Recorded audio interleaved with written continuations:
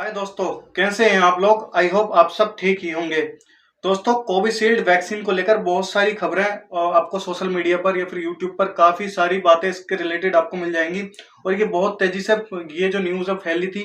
तो इसको लेकर क्या क्या लोगों के मन में विचार आ रहे हैं, उनके सबके बारे में बात करेंगे। आखिरकार इसको लेने से जिन जिन लोगों ने इसको लगवाया उनको क्या साइड इफेक्ट देखने को मिल रहे हैं, उसकी बात करेंगे। और किन लोगों में इसका ज्यादा रिस्क है, मतलब किन लोगों में ज्यादा साइड इफेक्ट देखने को मिल रहे हैं, उसकी भी इस वीडियो में बात करेंगे। और वैक्सीन बनती कैसे है, मतलब किस तरीके से बनती है वैक्सीन, उसकी भी बात करेंगे। तो अगर आप ये वीडियो पूरा देख लेते हैं तो मैं गारंटी के साथ, दावे के साथ बोल सकता हूं कि इस वीडियो के बाद आपको कुछ और कहीं और देखने की जरूरत नहीं पड़ेगी इससे रिलेटेड। तो कोविशील्ड जो वैक्सीन थी दोस्तों, इसको एस्ट्राजेनिका जो कंपनी है उसने मैन्युफैक्चरिंग किया था, या फिर इसका फॉर्मूला जो डिस्कवर किया था। जो एस्ट्राजेनिका कंपनी है, ये यूके में है ये कंपनी। तो उसने जो अभी हाल फिलहाल में ही, जो एस्ट्राजेनेका कंपनी है उसने हाल फिलहाल में ही ये कबूला है, ये माना है कि इस वैक्सीन के द्वारा जिन जिन लोगों को वैक्सीन लगवाई गई है उन लोगों को जो है इससे हार्ट अटैक वगैरह के रिस्क बढ़ रहे हैं। हम इसके आगे साइड इफेक्ट में बताएंगे और क्या क्या दिक्कतें इससे हो रही हैं। तो उसने खुद माना है इस चीज को। और ये काफी सारे देशों में बैन भी कर दी गई थी, लेकिन हमारे इंडिया में बैन नहीं हुई थी। हमारे इंडिया में 70 से 80 या 85% लोगों को ये वैक्सीन लग गई थी। जो बनाया है इसको जो कोविशील्ड वैक्सीन को जो बनाया है, मैन्युफैक्चरिंग जो किया है वो इंडिया में किया है। इसको सीरम इंस्टीट्यूट ऑफ इंडिया नाम की कंपनी थी, उसने मैन्युफैक्चरिंग किया था, बनाया था। फॉर्मूला जो था वो कोविशील्ड जो फॉर्मूला था वो एस्ट्राजेनेका ने दिया था, और जिसको मैन्युफैक्चरिंग किया था, बनाया था, वो सीरम इंस्टीट्यूट ऑफ इंडिया ने किया था। तो दोस्तों, अब इसके साइड इफेक्ट को जानते हैं कि आखिरकार ये जिसको वैक्सीन लगी है तो उन लोगों को क्या क्या साइड इफेक्ट देखने को मिल सकते हैं, ये मिल रहे हैं। तो एक कंडीशन है टीटीएस, जिसको बोलते हैं थ्रोम्बोसिस थ्रोम्बोसाइटोपिनिया सिंड्रोम। तो वो कंडीशन देखने को मिल रही है। उसका मतलब होता है आपकी बॉडी में जगह जगह क्लोट्स या फिर थक्के बन जाएंगे। आपके ब्लड के अंदर, खून के अंदर आपकी बॉडी में थक्के बनने लगेंगे, क्लोट्स बनने लगेंगे, जिससे खून का दौरान या ब्लड का फ्लो जो है रुक जाएगा, और आपको जो है हार्ट अटैक आने के चांसेस बढ़ जाएंगे।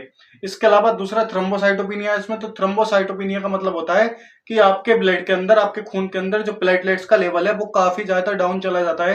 तो उस कंडीशन को बोलते हैं थ्रोम्बोसाइटोपिनिया। अगर आपके शरीर में प्लेटलेट्स कम हो जाती हैं तो उसको थ्रोम्बोसाइटोपिनिया बोलते हैं। तो इसको एक ये भी चीज देखने को मिल रही है कि काफी सारे लोगों में प्लेटलेट्स डाउन हो रही हैं। तो वो हो सकता है कि इसी की वजह से हो रही हो थ्रोम्बोसाइटोपिनिया। ब्रेन में हेमरेज हो जाएगा अगर किसी की प्लेटलेट डाउन हो जाती है, तो उसके ब्लीडिंग हो जाती है, इंटरनल ब्लीडिंग हो जाती है उसके, फिर बाहर उसके ब्लड निकलने लगता है, कान से, नाक से, मुंह से उसके ब्लड आने लगता है। तो उस कंडीशन में आप समझ सकते हैं कि उसकी प्लेटलेट्स ज्यादा डाउन हो रही हैं। तो ये इसके साइड इफेक्ट की बात हुई कि ये चीज उन लोगों में देखने को मिल रही है जिन जिनको ये लगे हैं। अब बात करते हैं कि किन किन लोगों में इसका ये साइड इफेक्ट ज्यादा आ रहे हैं या किन किन लोगों में ये रिस्क है।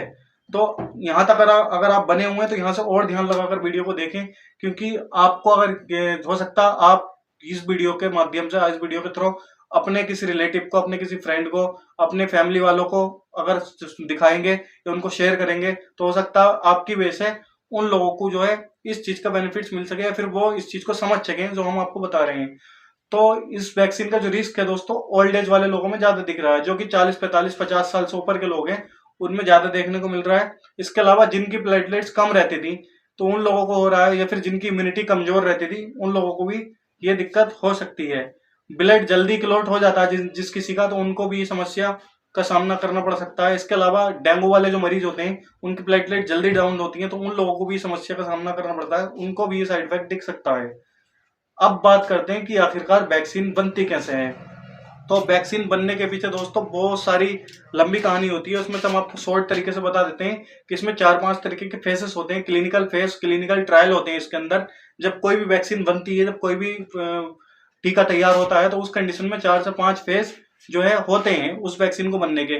अब उस 4 से 5 फेज को जो कम से कम 8-9 साल या 10 साल तक लग जाते हैं। जो ट्रायल होते हैं इसकी, क्लिनिकल ट्रायल, वो अलग अलग लोगों के ऊपर ट्राई किए जाती हैं।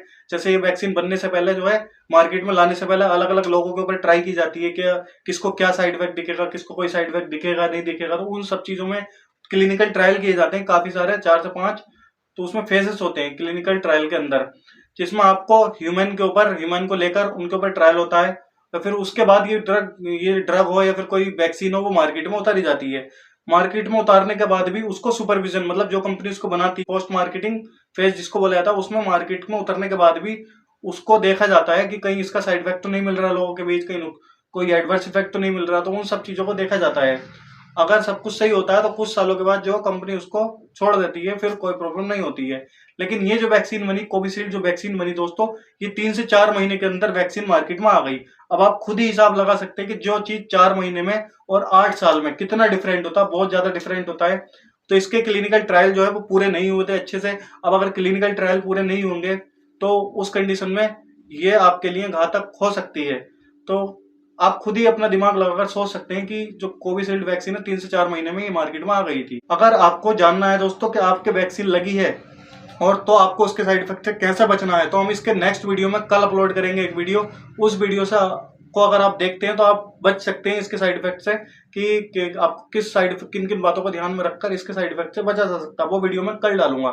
तो दोस्तों ये हमने आपको कोविशील्ड वैक्सीन के बारे में सारी डिटेल अच्छे से दी। अगर आपको वीडियो पसंद आया तो चैनल को सब्सक्राइब कर दें, वीडियो को लाइक कर दें। ऐसी नॉलेजेबल वीडियो के साथ हम मिलेंगे आपको नेक्स्ट वीडियो।